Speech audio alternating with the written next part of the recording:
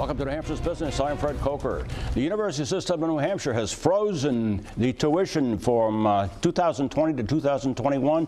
That's good news for the students and their families, but there's a story behind tuition freeze in New Hampshire in the university system. We'll get to that in a minute with my guest. But first, let's go to the tuition freeze. And here are the different campuses of the university system. You can see the numbers on the right-hand side, in-state and out-of-state figures.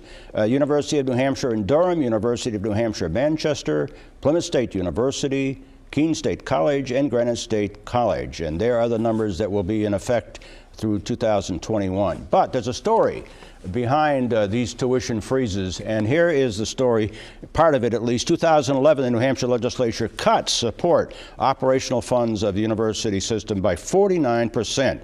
Now, that's a support of less than 10% of their operation budget. Now, in 2012 and 13, the legislature restored half the cut, but the Board of Trustees froze tuition, and that process of freezing tuition and getting some additional funding from the legislature has been the process up until now. Now the story, and here are the numbers, 2010, 2011 state funding was $100 million. That's before the 49% cut. This year, state funding is back to $85.5 million, and in the following 2021 will be up to 88.5. With me to talk about this is the person who works with those numbers a lot. He is the Chancellor of the University System of New Hampshire, Todd Leach. Welcome. Thanks, Fred. Good to be here. Nice to have you.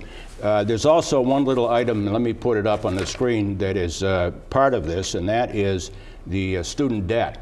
And there it is, 36,101. At least that was the student debt in New Hampshire 2016, highest in the U.S.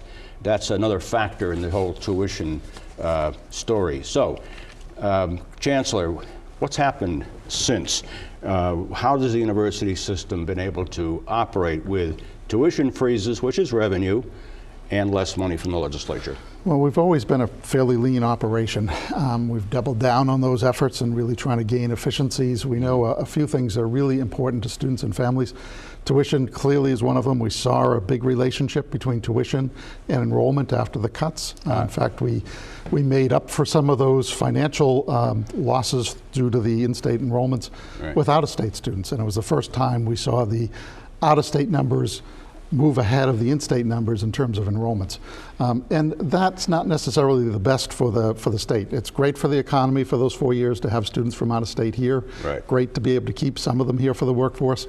But students who grow up in New Hampshire that we can keep here in the state for college are more likely to stay here, be part of that workforce pipeline. Yep. That's become one of the biggest issues we have in our state now, is really having an adequate pipeline for those high-need areas. An adequate pipeline, and the number of students upon graduation that leave New Hampshire to work is it used to be 59%, according to a previous interview with you. Yeah, in fact, the number of students who leave high school to go to college was about 59% the last time we spoke. It's now about 60%.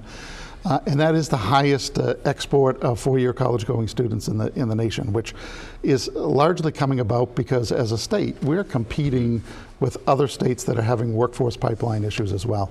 Maine, Vermont, Massachusetts, they've all gotten very aggressive about getting our New Hampshire students there. And that's why this tuition freeze is really important to sending the signal to students.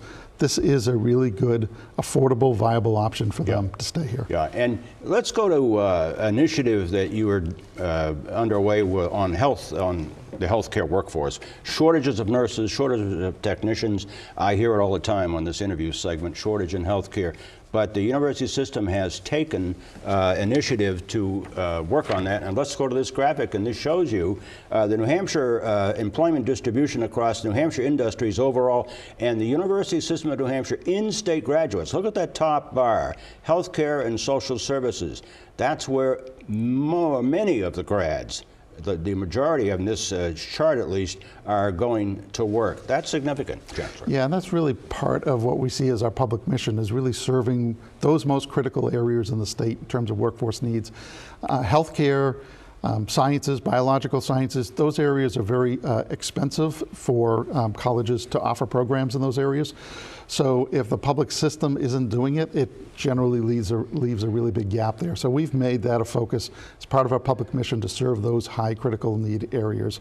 And this investment that we got from the governor and the legislature to strategically invest in healthcare and nursing in particular, it's going to help us double the nursing capacity at UNH, as well as occupational therapy. And we're really looking at healthcare as an important part of our public mission. And that's certainly at the top of the agenda of a lot of folks this day, both in terms of healthcare, businesses, and politically. Yeah, that's right. Chancellor Todd Leach, thanks a lot. Glad to have you here and to explain that tuition story. Very good, and we're very happy to be able to serve that mission and help to hold those costs down for students this year. That tuition freeze, I think, is going to mean a lot. I think the investment in healthcare is going to mean a lot as well.